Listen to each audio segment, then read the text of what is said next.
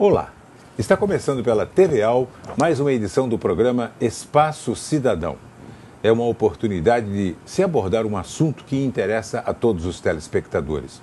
Nosso tema de hoje é o Plano Nacional de Segurança Alimentar. Nós vamos tratar disso com muito carinho. E você é responsável também, porque às vezes você acaba comendo coisas que não deve. Depende do seu comportamento. Não precisa uma lei para proibir isso.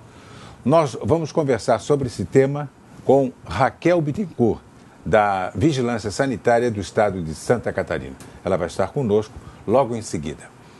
Muitas perguntas serão formuladas, perguntas que eu tenho certeza que você gostaria de formular.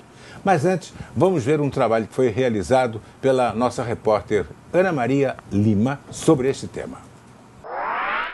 A alimentação humana foi radicalmente transformada no último século, dos alimentos in natura para os processados e manipulados. De uma forma ou de outra, cada alimento precisa de uma série de cuidados para evitar contaminações. A gente tem que prestar muita atenção também no dia a dia nosso, do como a gente está consumindo os alimentos crus. Nós temos que lavar e fazer a desinfecção das frutas, das verduras adequadamente. A gente tem que estar observando muito isso no dia a dia do nosso consumo. Se a gente vai comprar, vai ao supermercado, transportar esse alimento para casa, observar se aquele alimento ele necessita de refrigeração. Se é para estar congelado, ele tem que ser mantido congelado. Se está resfriado, tem que estar entre 2 e 8 graus. Então, muitas vezes o próprio consumidor ele adquire os produtos e ele fica muito tempo exposto na temperatura ambiente e é onde pode se deteriorar, estragar e surgir um grande número de bactérias, fungos, e onde dá das possíveis infecções. No verão, a proliferação das bactérias e fungos é ainda maior, devido ao calor e ao consumo de alimentos vendidos na praia, cujos vendedores muitas vezes nem sequer têm liberação para comercializar. Quem regula o exercício dos ambulantes é a Secretaria de Serviços Públicos, a SESP, porém eles seguem também as orientações da Vigilância Sanitária, relacionadas a que tipo de produtos que eles podem estar comercializando. Principalmente hoje nas praias, o verão, quando chega, existe o credenciamento desses ambulantes, existe alguns tipos de alimentos que eles podem estar vendendo, comercializando, que normalmente são alimentos industrializados ou bebidas, às vezes até alguns outros tipos. Isso, todos eles sabem o que tem que consumir. É muito importante que o consumidor observe que produtos que são fáceis de estragar no calor do sol, como queijinho, é totalmente proibido a venda. Então, quem está lá, eles estão irregulares. Então, a questão também de produtos que são preparados ali bem na beira da praia, então são produtos que não devem ser comercializados e não devem ser consumidos.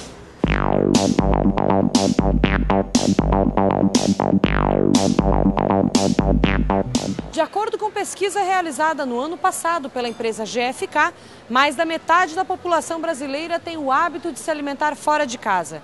Sendo assim, segurança alimentar deve se tornar uma preocupação ainda maior para o poder público. Inicialmente, a vigilância sanitária atua como orientadora do processo para que as condições ambientais e de acondicionamento e manipulação dos produtos ocorram de forma adequada e de forma a não provocarem prejuízos à saúde da população. Então, a vigilância, a partir desse momento, quando verifica irregularidades no processo de manipulação, de estocagem e de acondicionamento e venda de produtos, ela atua de forma já utilizando o seu poder de polícia para fazer com que as condições inadequadas voltem à regularidade. Então, produtos que estão comercializados de forma inadequada, fora de refrigeração, com rotulagem inadequada, e aí entra a vigilância nutricional para conduzir a normalidade dessa situação, analisando os rótulos das embalagens, seus prazos de validades, seus lotes de produção, as condições de temperatura adequada. Nós fazemos as apreensões e inutilização de produtos que estejam fora dessas características e emitimos autos de notificação às empresas que estiverem em desacordo, que podem ser multadas, que podem ser infracionadas, que podem ser interditadas, até que obedeçam às normas regulamentares em vigor. E é muito importante o olhar do consumidor, porque ele é que vai estar observando que aspecto geral que tem naquele ambiente, como está vestido, como está trajado o manipulador daquele alimento, o garçom, é com roupa clara, que permite que a gente veja se está limpo ou sujo o uniforme, como é que está a mão daquela pessoa que mexe com os alimentos, que serve, tem alguma lesão, algum machucado, né? Então isso a pessoa teria que estar afastada. Todo o ambiente é limpo, é um ambiente ventilado, existe proteção no balcão individual se existe um buffet de que serve alimentos. Então todos esses cuidados, nós como consumidores podemos ser os fiscais, né, de vigilância em saúde, fiscalizando o nosso próprio ambiente de consumo. Me preocupa bastante a disposição do local, né? Como é que está o ambiente, se os pratos estão bem dispostos, os talheres separados da comida, se tem o álcool para a higiene das mãos. Isso me preocupa bastante, assim.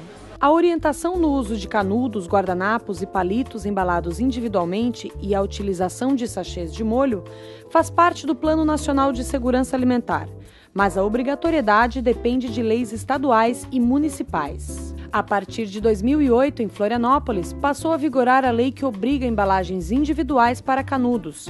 E no estado de Santa Catarina, há um decreto estadual que obriga o uso de sachês de molho. De fato, seria importantíssimo que o Estado regulasse essa matéria em nível estadual, para que todas as vigilâncias sanitárias municipais pudessem ter esse amparo legal e o controle absoluto deste processo. Mas caso o Estado não venha a oferecer este mecanismo legal, os municípios também podem legislar complementarmente através de suas câmaras municipais. E nós estaremos propondo à nossa Câmara Municipal de Florianópolis para que legisle sobre este assunto, fazendo com que este procedimento, né, ele seja adotado em todos os estabelecimentos em funcionamento dentro do município de Florianópolis. De acordo com Anselmo, essa diversidade tem consequências no caso de municípios muito próximos ou regiões metropolitanas. Existem municípios de regiões metropolitanas, né, especialmente o município sede de uma região metropolitana, que é mais exigente com relação à legislação em uma área específica. Isso faz com que empresas busquem sair do município sede para atuar em outros municípios onde a legislação é mais branda, né, ou não exista. E isso traz evidentes prejuízos tanto para a economia quanto para a saúde pública. Então, uma legislação estadualizada, ela padroniza os procedimentos em todas as áreas de atuação de uma vigilância sanitária e faz com que seja preservada a saúde pública, sejam observadas normas de segurança, normas técnicas e operacionais necessárias para que a saúde pública seja mantida no seu mais alto nível e faz com que a economia ela se desenvolva de uma forma homogênea por todos os municípios dessas regiões metropolitanas. Eu acho isso essencial, porque isso simboliza higiene, né? Se a gente está ali com todo mundo podendo tocar no mesmo guardanapo ou no mesmo canudo, isso não está higiênico porque cada um está passando bactérias com as suas mãos. Então eu acho que é fundamental ter essa separação, essa individualidade. Bom, eu acredito uma coisa, o maior fiscal não precisa nem de lei, nem de decreto, nem nada, é o consumidor.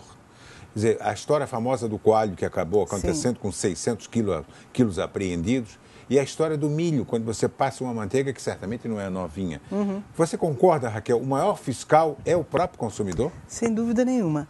Nós, da Vigilância Sanitária, dos órgãos públicos, temos toda a legislação estabelecida para observar e exigir dos prestadores de serviço, mas nós temos um poder limitado em termos, não somos onipresentes, mas como consumidores nós temos a obrigação de estar atento àquilo que estamos comprando. Por uma questão de uso adequado do nosso dinheiro para comprar produtos e da nossa segurança em relação à saúde. Principalmente a saúde. Principalmente a saúde, né? Então, a questão do coalho, né? Por que veio essa quantidade tão grande, quase 600 quilos, que a vigilância de Florianópolis aprendeu e destruiu. Armazenado embaixo de cama, no banheiro. Imagina, sem higiene, sem refrigeração e um queijo que você não sabe se foi inspecionado na origem, se o animal cujo leite foi extraído para fazer o queijo era vacinado, era tratado. Então, a possibilidade de transmissão de inúmeras doenças. Ora, surgiu essa quantidade porque tem consumo, porque as pessoas compram, acham que é barato, acham que porque foi assado tá garantido que não vai ter problema. Então, assim, ó, se nós nos recusarmos a comprar produtos nessas condições, não vai aparecer a oferta. Não vai aparecer.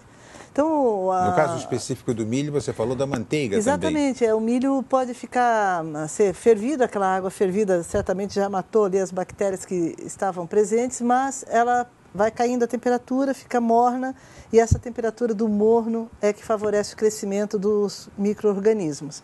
Mas tem a manteiguinha, que fica ali disponível para colocar em cima, não está refrigerada. O vendedor jura que é daquele dia. Exatamente, não está em refrigeração, pode não ter procedência sob controle, né, da agricultura, e aí é um risco de a gente estar comendo um produto que a princípio é inócuo, natural, um milho, mas adicionando nele um produto ali que vai fazer mal. O verão é a estação do ano que mais preocupa? É a que mais preocupa devido às altas temperaturas, devido ao hábito da gente reunir a família em volta da mesa, nas festas, e põe aquela fartura de comida, e depois vão conversando e a comida vai ficando, vai saindo da temperatura de conservação. Então, o que é quente tem que ser conservado quente, o que é frio, frio. E então, as intoxicações alimentares, até hoje, nós temos dados mais frequentes são no ambiente doméstico do que no comércio. Como é que é? É mais frequente as infecções alimentares terem origem no ambiente de casa. Dentro de casa? Sim. As maioneses preparadas com ovo cru, fica fora da refrigeração. Que é uma coisa de antigamente, né? Mas ainda se faz. Claro. O alimento que fica muito tempo fora da temperatura de conservação dele, preparado com muita antecedência ou a sobra reaproveitada sem observar os cuidados de conservação. Então, é bastante frequente problemas originados no ambiente doméstico. Agora, tem a famosa história também, né? O cidadão vai no supermercado, faz determinadas compras e não as acondiciona no local exato, na geladeira. Aí, no dia seguinte, mas não está bom e acaba... Tem gente que vai ao supermercado reclamar? Olha, chegam muitas reclamações para a vigilância sanitária por diversos canais. Mas aí o comprador não conta a história direito, né? Conta a sua versão, mas aí nós precisamos identificar o local onde comprou, porque aí a gente faz o caminho contrário, né? O para trás, a rastreabilidade daquilo que ele diz que aconteceu, para verificar as condições de conservação no supermercado, verificar a lote, essas coisas todas, né? E quando a embalagem chega aberta para nós, para alguma investigação, ela não é passível de ser analisada. Nós precisamos colher a amostra lá no comércio, íntegra, fechada, para submeter uma análise. Então, assim, essa questão no supermercado, é recomendável que a gente observe no balcão de congelados se as embalagens não apresentam vestígio de que foram descongeladas e recongeladas. Porque acontece de se desligar o sistema de refrigeração durante a noite. É uma economia, com perdão da palavra, burra. Porque ele vai perder muitos alimentos, se ele for sério, né? Exatamente, vai perder e um cliente que reclame é uma propaganda negativa. Então, quando acontece isso, existem vestígios de partículas de gelo. A embalagem dá para descobrir? Dá para descobrir. Embalagens de papelão, elas ficam amolecidas. Então, essa embalagem é sinal de que foi descongelada e recongelada. E na casa da gente, aquilo que é congelado, descongela-se para consumir e não se recongela. Também Tirou é uma segurança. do congelador, utiliza e consome. E acabou, não se recongela. Nós vamos a um intervalo agora e nós vamos continuar conversando com a Raquel Bittencourt sobre esse tema, a conservação dos alimentos, a compra dos alimentos, a data de validade dos alimentos. Nós vamos abordar isso na segunda parte do nosso programa de hoje, Espaço Cidadão. Nós já voltamos.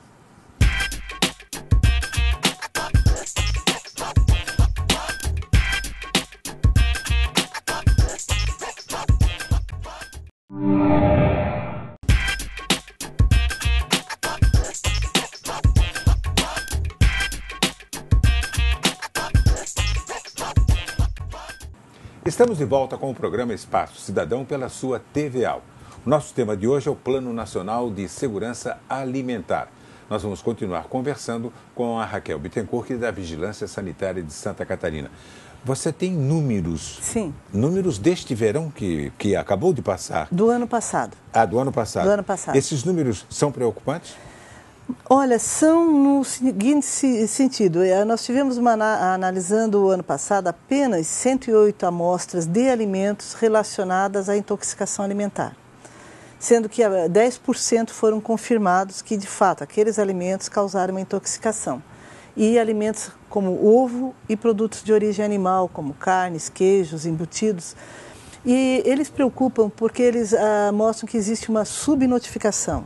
Ou seja, nem todas as pessoas que têm um quadro de intoxicação alimentar procuram a saúde pública para que a gente comprove e saiba qual o alimento que causou. Porque muitas vezes são quadros leves, como uma dor de barriga leve, um pouco de náusea, e resolve. Elas quase sempre se autocuram, né? Uhum. Mas as mais graves, e essas que nós conseguimos analisar, se relacionam com a bactéria Salmonella, que ela é muito grave. Ela pode levar a um quadro de hospitalização, dependendo da idade da pessoa e da sua imunidade. E aí elas são notificadas, mas existe muita coisa que não chega ao conhecimento dos órgãos de saúde pública, vigilância sanitária. Raquel, quais as ações mais comuns da vigilância sanitária ao longo de um ano, e não apenas no verão? Em relação à segurança alimentar, todas as vigilâncias municipais, elas já são responsáveis pelo licenciamento do comércio varejista de alimentos. Muitas trabalham também com indústria, mas é uma área que já está descentralizada há muito tempo, ou seja, inspeciona-se para liberar o alvará nos aspectos de higiene do ambiente, de integridade, saúde de quem está manipulando o alimento, de procedência dos alimentos que estão à venda, da manipulação desses alimentos, e se aprende muita coisa que não tem origem conhecida, principalmente produtos de origem animal, como salames, queijos, embutidos, né?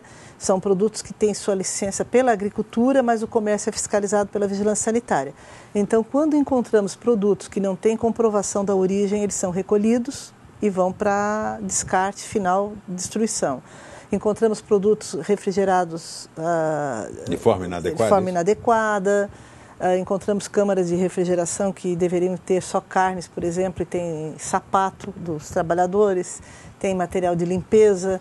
Então, quando encontramos produtos nessas condições, esta é uma área que consome muito trabalho da vigilância e, além disso, a gente tem uma cooperação com o Ministério Público, com a área de defesa do consumidor, que é um programa, um convênio para cuidar dos alimentos de origem animal, onde a gente faz uma fiscalização em conjunto com o Ministério Público. Desde a origem do programa, que é de 1999, se não me engano, já se apreendeu mais de 500 mil quilos de alimentos. É muita coisa. São 50 toneladas. Para o nosso estado. É muita coisa. Agora, nós temos leis municipais, não existe ainda uma lei estadual. Existe um projeto aqui na Assembleia Legislativa do deputado Carlos Chiodini, do PMDB, e a ideia é tornar isso uma lei estadual. Aí vai abranger os nossos 295 municípios. Hoje, cada um faz a sua? Em relação aos... A vigilância sanitária? Não, cada município deve ter o seu código sanitário, onde se prevê legislações... Mas esse código seria uniforme? Não, cada um pode ter o seu próprio código, né? E tem municípios que tratam com mais ênfase uma determinada área, menos outras, né? Mas na área de alimento não existe grandes diferenças. Agora, o projeto de lei específico refere-se a canudos, isso, né? Deles com embalagens individuais, né? Nas intoxicações alimentares que nós investigamos, até hoje nós não encontramos correlação com canudos, por exemplo. Mas sabemos que eles podem ser objeto de exposição a muita sujeira. Às vezes a gente pega aqueles recipientes com canudos... ele estaria protegido. Estaria protegido, mas acontece desses que estão a granel ali soltos, às vezes a gente olha a luz do canudo e tem sujeira. E essa sujeira pode ser por falta de higiene geral do local, pode ser, às vezes, sabotagem do próprio consumidor, que usa e recoloca no lugar para ver o que acontece. Então, se puder ser assim individualizado, é uma segurança a mais de higiene. Isso se aplicaria também com os sachês, porque às vezes você vai nesses locais de restaurante, tem aquela bisnaga suja e tal. Completamente inadequada essa bisnaga, porque ali você não tem a procedência, não sabe que produto é, qual é a origem dele, prazo de validade, lote, não sabe em que condições ele foi preparado. Pode ter, por exemplo, uma maionese caseira ali, que é um altíssimo risco sanitário. Então, por causa do ovo, principalmente. Sim, né? Então, e é um produto que fica em temperatura ambiente, então o sachê ele está protegido. Você tem ali a identificação da origem, sabe quem fabricou. Está certo que ele vai ter um conservante maior, mas dos riscos, os menor, né? É um produto que foi manipulado sob condições especificadas, fiscalizado, e está ali íntegro, fechado. Quem abrir vai usar a sua quantidade e joga fora. Não sei se você vai ter condições de me dar esse número, a pergunta vai ser um pouco difícil. De cada 10 pessoas, quantas vão a um supermercado e se preocupam em olhar a validade do produto? Olha, eu não sei lhe dizer em número, mas a gente observa, porque como consumidora também a gente circula, né, faz as suas compras, e a gente observa que dificilmente se vê as pessoas olhando validade. E tem a confiança, muitas vezes a confiança no próprio estabelecimento que está... Só compra naquele. Nunca teve problema. Mas já aconteceu de estabelecimentos que eu, por exemplo, tenho confiança como consumidora, de encontrar produtos enlatados amassados, vencido. Amassado não se compra? Não, enlatado de jeito nenhum. Porque ele já estragou aquela proteção interior, Exatamente. Né? Aí o próprio fabricante não vai lhe garantir que o produto está íntegro, seguro, né? No caso, como eu sou da área da saúde e tenho conhecimento, eu me dirijo à gerência e peço para trocar, para substituir. Mas qualquer consumidor tem esse direito de solicitar a substituição do produto. E observar muito. Se ficar na dúvida, não compra. Né? Pergunta, tem pessoas ali orientadas para esclarecer. Porque uma das coisas na área de segurança alimentar é que os fornecedores de alimentos, o comércio, qualifique seus fornecedores também. Então, que eles saibam a origem. Ele vai estar garantindo a venda correta. Exatamente, segura, né? Ninguém quer ter o seu estabelecimento relacionado a uma intoxicação alimentar, né? Raquel, é verdade que as pessoas devem, na hora que vai comprar, por exemplo, alface, pega o último que tem na prateleira e não o da frente, porque o último é mais novo que o da frente? Olha, isso é verdade ou não é? Eu acho que é um mito. Mas eu já fiz essa experiência e constatei. O que tinha atrás tinha 2 dias em relação à data que eu estava comprando e o da frente tinha 4 dias. É uma questão de organização ali do local, né? Mas não estava vencido. Não, nenhum dos dois. Mas vamos supor, o da frente era 22 de 4 e o de trás era 24 do 4. Mas então, aí não é nenhuma coisa para lesar o consumidor. É uma lógica de reposição. Porque aquilo que chegou primeiro, sai primeiro. Né? O mais antigo sai primeiro do que o mais novo. Até na área de armazenamento das empresas funciona assim. Na própria casa da gente, a gente pode adotar essa lógica. Então não é golpe dos vendedores? Não, de maneira nenhuma, a não ser que o produto estivesse vencido. Não, nenhum dos dois. Mas até na própria casa da gente, a gente pode organizar o armário com as compras dessa forma. Aqueles produtos com a validade mais antiga ou com um prazo de validade menor, sai primeiro. Fica bem à frente. Aquilo que a gente comprou anteriormente sai primeiro. Todo mundo tem essa preocupação? Eu tenho essa preocupação. Olha, eu acho que não. Acho que não, a maioria vai no automático mesmo, sabe? Pega e nem olha só. Pegou um negócio de outubro e deixou uma de maio ali. Acontece, que vai vencer antes. É bem comum. Agora, na parte de frutas e verduras, às vezes os produtos que estão na frente estão com uma aparência menos agradável porque são muito manuseados.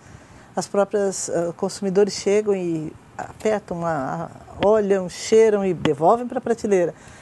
O que danifica o produto, né? E às vezes vai no caixinho de uva, pega 2, 3 e sai caminhando e disfarçando. Infelizmente eu já constatei isso também. É de uma falta de educação muito grande. Falta de berço. E de higiene, porque vai consumir aquilo sem lavar, Sem lavar. Qualquer fruta tem que ser lavada? Sem dúvida.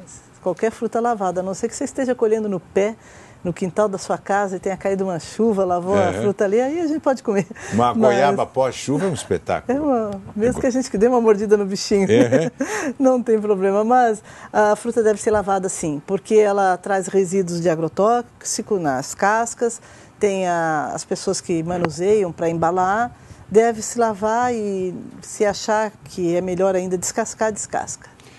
Mas tem gente que acha que o que é que está certo? Tem pessoas que não comem a casca e tem pessoas que comem a casca. Eu sou uma das que come a casca. É melhor ou tem algum inconveniente? Não, olha, eu não Também sou não nutricionista, né? Lógico, né? As frutas. Mas a maçã, por exemplo, é uma casca que tem fibra, a casca tem os seus nutrientes também, sem dúvida nenhuma, mas deve ser bem lavada, né? O importante é lavar bem. Lavar bem. Outra coisa, Raquel, por exemplo, uma lata de sardinha, vencimento, dia 10 de fevereiro de 2013, às 14h15. Isso não vale nada, vale a data, mas não o horário. É mais por uma questão de controle de quem produziu, porque ele, além de... Não é uma informação para o comprador. Não exatamente, esse termo do horário, mas é uma informação porque ele pode produzir... diversos lotes no dia e ele identifica pelo horário de produção também. Então é mais um controle que aí a gente na rastreabilidade consegue ver os controles que a empresa executou a respeito daquele lote. Mas tem que respeitar a data de validade? Sem dúvida. Ou sempre há uma margem, porque tem gente, ou isso é mito, que, a empresa bota 10 de fevereiro, mas tem uma margem de segurança de uma semana. Se existisse essa margem, o prazo seria maior. Então isso é mito. É um mito. A questão da hora ali é que, francamente, ela não é rígida assim, né? Mas é mais por controle de produção. Essa laranja deixa de valer no dia 14 de fevereiro, às 2h15.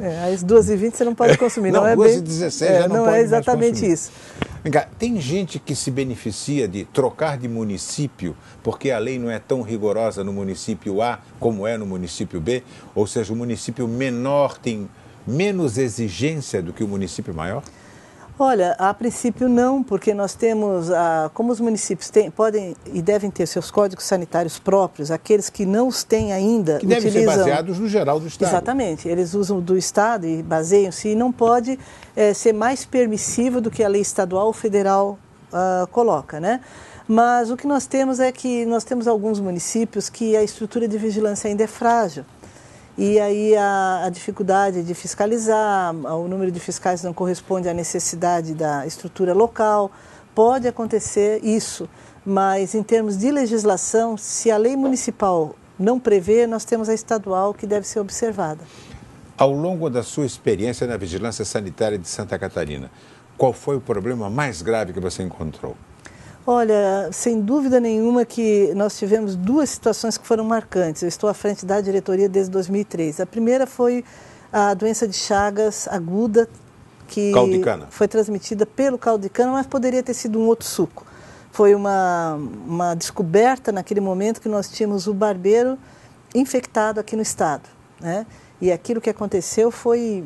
assim, uma coisa inacreditável. Mas nós continuamos sendo o barbeiro ainda. Nós no tínhamos. Trânsito? Não, no trânsito. E a outra situação? Esse caso foi sério, demandou em grandes estudos, deu muita exposição a todo o trabalho do Estado de Santa Catarina, e o outro foi o caso de botulismo ano passado, por uma mortadela que também levou a um óbito e hospitalizou várias pessoas. Então, toda vez que tem envolvimento com óbito é muito triste para nós.